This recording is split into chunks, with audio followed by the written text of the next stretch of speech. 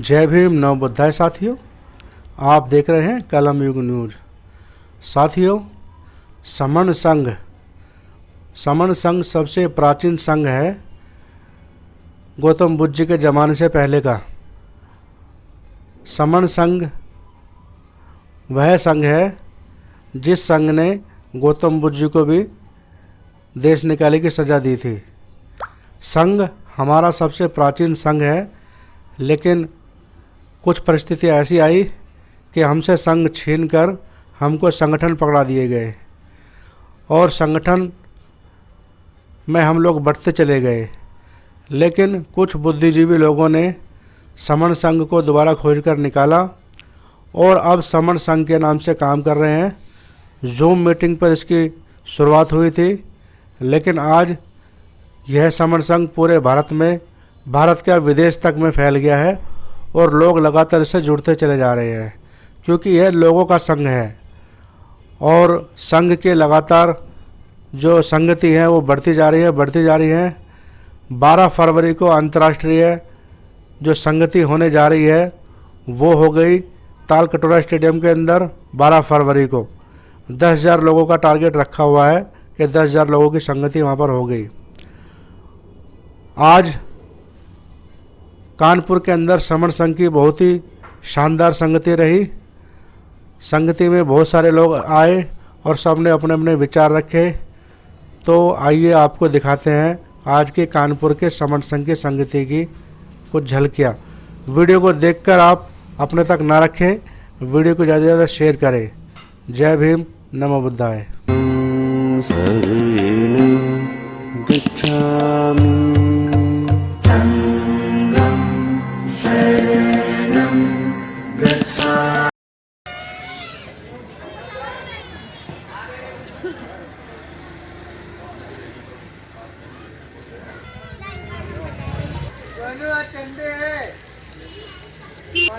संगनवामी sir,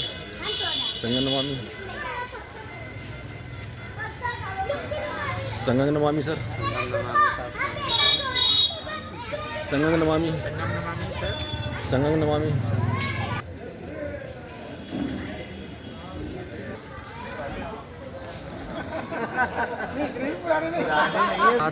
doctor साहब संगनवामी चुनाव वाले भी बिजुक रहे हैं और ये रायबरेली वाले भी बिजुक रहे हैं। तो कहने लगे डॉक्टर साहब फिर कहाँ करें, हड़गोई में तो 2 हो चुकी हैं, तो हमने कहीं पेरी संगनवामी तो कहने बेलग्राम में ले। अम्बेडकर साहब आएंगे सर उसके लिए। नहीं, वो इंटरव्यू बाद में होता है, आप जहाँ जाना चाहते हो वहाँ जाइए। वो तो बात है, लेकिन एक और समण संघ के संगति में जितने भी लोग आते हैं उनका सबका रजिस्ट्रेशन होता है। उनको पास है नहीं।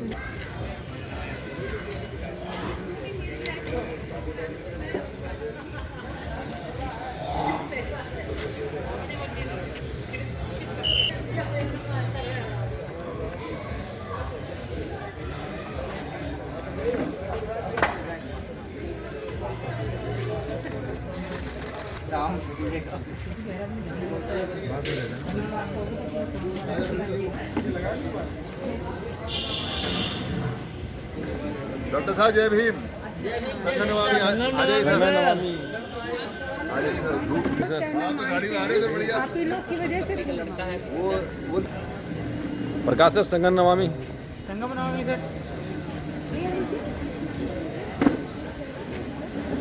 संघ के अंदर कोई छोटा नहीं कोई बड़ा नहीं, महिला पुरुष सब बराबर हैं यहाँ पर।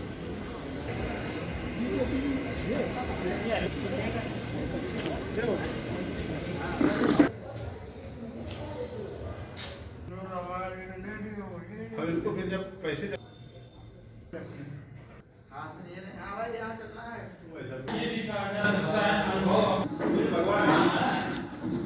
बौद्ध विहार के अंदर ही हमें ठहरने का कमरा मिला हुआ है और यहाँ पर ऐसे कई कमरे बने हुए हैं।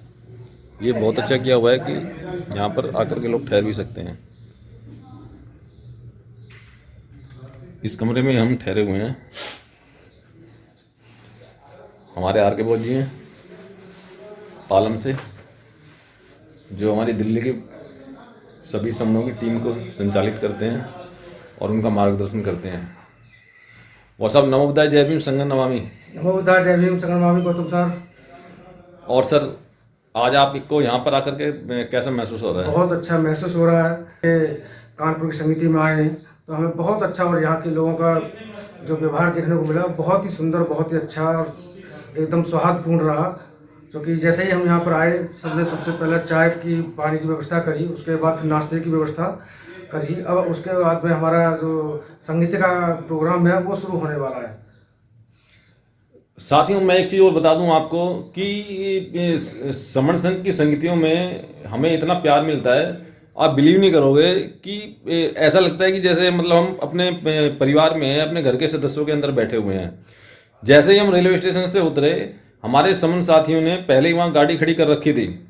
वो गाड़ी से हमें यहाँ लेकर के आए और यहाँ पर ये देखो गद्दे वद्दे बिछा करके पहले ही सब तैयारियाँ कर रखी थी और नहाने के लिए गर्म पानी तैयार ऑलरेडी तैयार था और हम लोग नहाए बड़े आराम से। हमें मतलब बिल्कुल भी कोई असहज ऐसी असुविधा महसूस नहीं हुई जिससे कि हमें ये लगे कि हम फ्यूचर में नहीं आ पाएंगे या हमें नहीं आना चाहिए। तो मैं चाहता हूँ कि ऐसे प्रोग्राम में हमको ज़्यादा से ज़्यादा अटेंड करना चाहिए और अपने परिवार के लोगों को लेकर के आना चाहिए जिससे उनके अंदर हमारी संस्कृति की आए। तो साथियों मैं अपनी बात को यहीं विराम दे।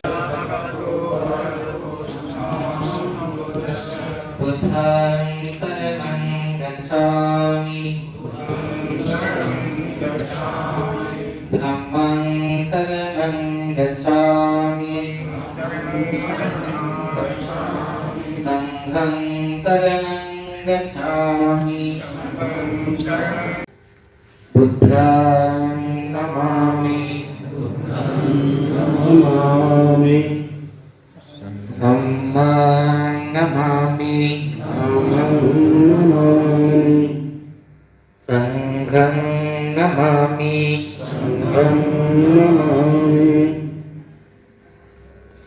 तुम्हारे सारे अधिकार, बच्चों का भविष्य, संविधान सब कुछ सुरक्षित रहेगा। लेकिन ये कुछ इस देश के मुट्ठी भर लोग पूजा पद्धति में हमारे इस बहुजन विशाल जनमानस को इस कदर उलझा दिया कि हम लोग उनके बताए रास्ते पे चलने की बजाय उनकी पूजा में उलझ गए। क्योंकि यहाँ देखा जाता है कि इस देश में जो कर्म करते हैं वो माँ बाप को श्रेय नहीं जाता है, बल्कि उन मंदिर में बैठे पत्थर के भगवानों को चला जाता है, जिसका सही मायने में हमारे जीवन में कोई योगदान ही नहीं है। तो इस सब जमीनी हकीकत पे, जमीनी विषय वस्तु पे हम लोग विधिवत चर्चा करेंगे। इन सब चर्चाओं के पहले जैसा कि आप सभी जानते हैं कि कुछ हमारे संस्कार होते हैं, कुछ समाज में बैठने के नियम कानून होते हैं। आप यहाँ देख भी रहे होंगे कि हम लोग सभी आपस में बराबर बैठे हुए हैं, यहाँ कोई मंचमाला का प्रावधान नहीं है। तो हम लोग आगे इस पर चर्चा करेंगे। इसके पहले की संगीति की शुरुआत हो, हमारे बीच में परम श्रद्धेय भंते जी मौजूद हैं। भर भर के लोगों ने जातियों में न बंटने की कसम खाई। आज किसी भी प्लेटफॉर्म पर, किसी भी चौराहे पर अगर हम बात करते हैं भाई आप और क्या ब्राह्मण, मैं आप क्षत्रिय, आप मैं, लेकिन जब हम आप लोग आपस बात करते हैं, मैं कुड़िल, मैं जाटो, मैं संघवार, मैं कमल समाज का, मैं दिवाकर, मैं कठिया, इसे 6,700 जातियों की बात करते हैं। उसका परिणाम आज ये है कि जो बबर लोग थे उन्होंने कसम नहीं तोड़ने की कसम खाई थी। आज वो पूरे भारतवर्ष में शासक वर्ग बन गए, सभी राज्यों में शासक वर्ग बन गए और हमारे समाज के ऊपर अत्याचार हो रहा है, हम लोग देख रहे हैं। जैसा कि अगर एक पत्थर हम लें, पत्थर का टुकड़ा, और एक डॉगी ऊपर फेंकते तो भागता है, वही पत्थर का टुकड़ा अगर पक्षियों की छत पे मारे और फिर देखते हैं हमारे हालात क्या होते हैं। तो समर संघ का पूरा कॉन्सेप्ट ये है, हम लोग सब एक होकर के रहें। जो क्षेत्रीय संगठन है, कानपुर नगर में लगभग 150 संगठन है, बहुत अच्छी बात है।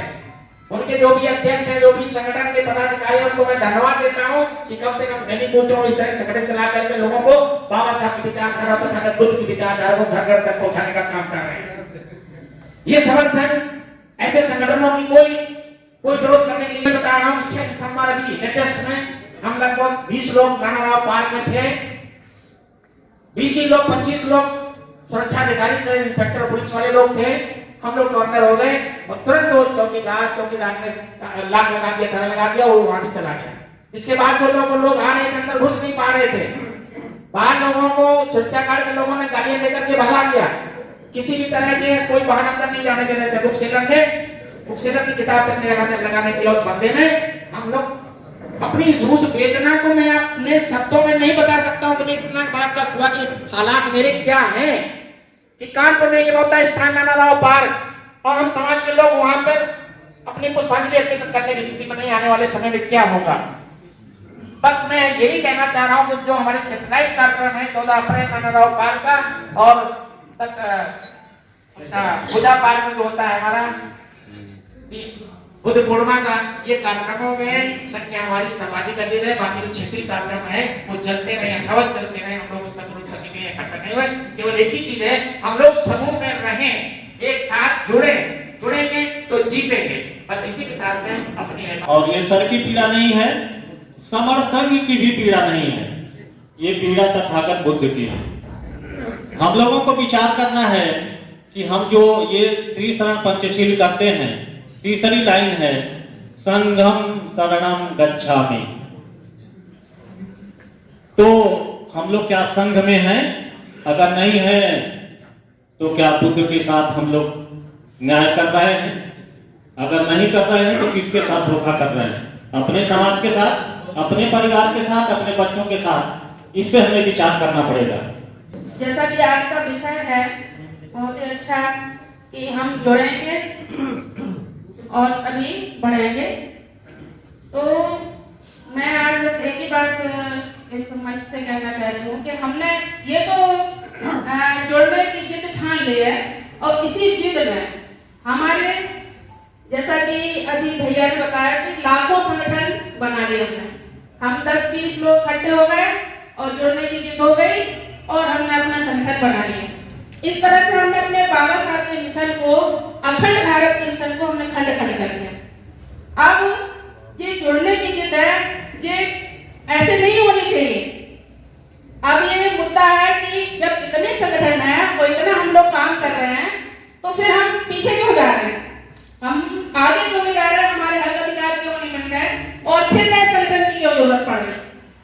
तो मैं इस विषय में कहना चाहूंगी कि शिक्षा और संघर्ष ये दो पहलू हैं। शिक्षा से संघर्ष पैदा हो। अगर आप अपने महापुरुषों को पढ़ा, अपने बाबा साहब को आपने पढ़ा तो आप अंदर से आंदोलित होंगे, एजुकेट होंगे और जब आप एजुकेट होंगे तब आप आंदोलित होंगे, संघर्ष करेंगे और जब आप संघर्ष करेंगे तभी आप संगठन बना पाएंगे। और बिना संघर्ष के आपने जो संगठन बना लिए हैं वो कतई आपके नहीं। तो सभी को तलाश है अच्छे इंसान की, लेकिन मेरा मानना है कि हर व्यक्ति अच्छे इंसान की तलाश करता है। मैं कहता हूं कि आप खुद अच्छे बन जाओ, शायद आपसे मिलकर किसी की तलाश पूरी हो जाए। तो हम लोगों को अच्छा बनना है, विचार की बात करनी है। हमारे पास समय नहीं है, जुड़ना है। समर संघ का स्लोगन है जिद है जुड़ने की, जिद है जीतने की। मुझे संघ का आदेश मिला है कि संघ पे चर्चा। साथियों, संघ बहुत पुराना है।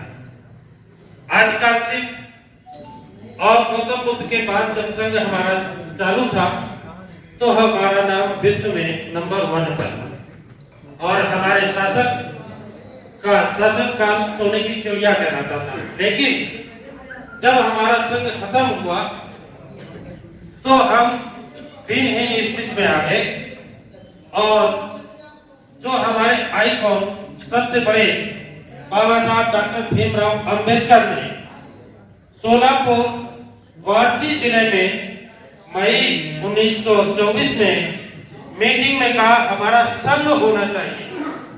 ये बात उन्होंने कब कही थी?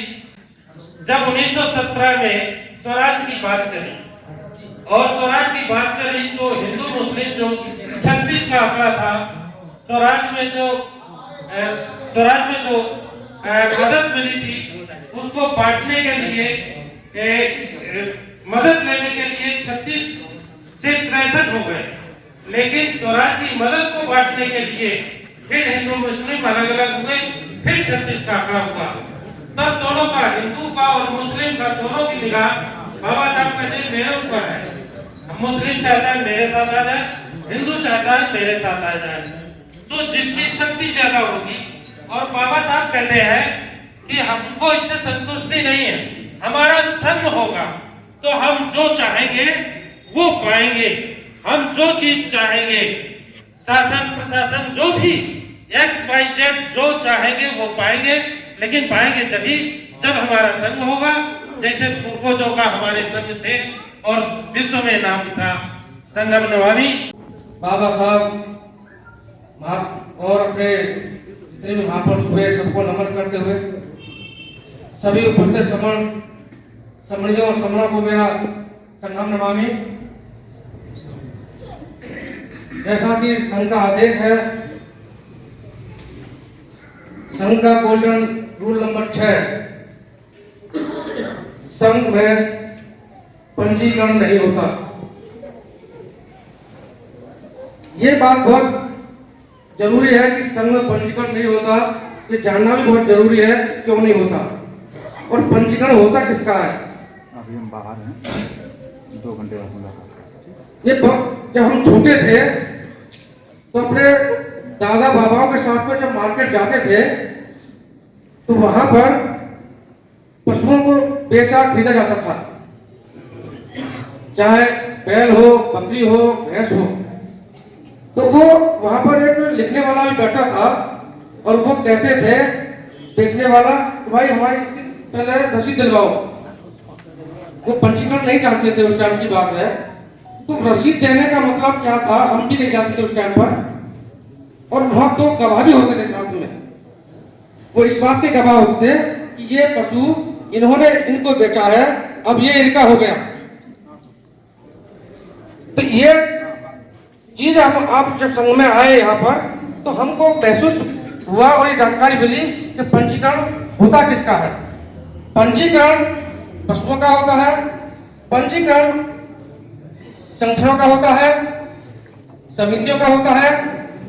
जिस प्रकार संगठनों में पंजीकरण होता है वहां पर सबसे पहले कम से कम 7 स्टेटों के लोगों को लिया जाता है।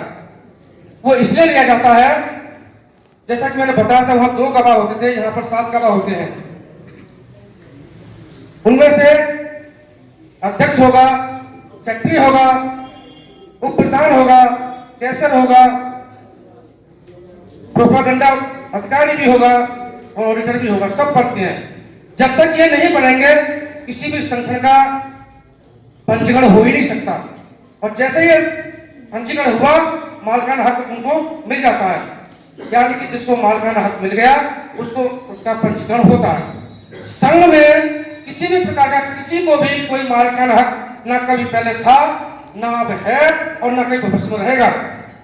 जहां मालिकाना हक मिलते हैं वहां पंजीकरण होता है और जहां मालिकाना हक नहीं होता वहां कभी पंजीकरण नहीं होता। और ये संघ की अवधारणा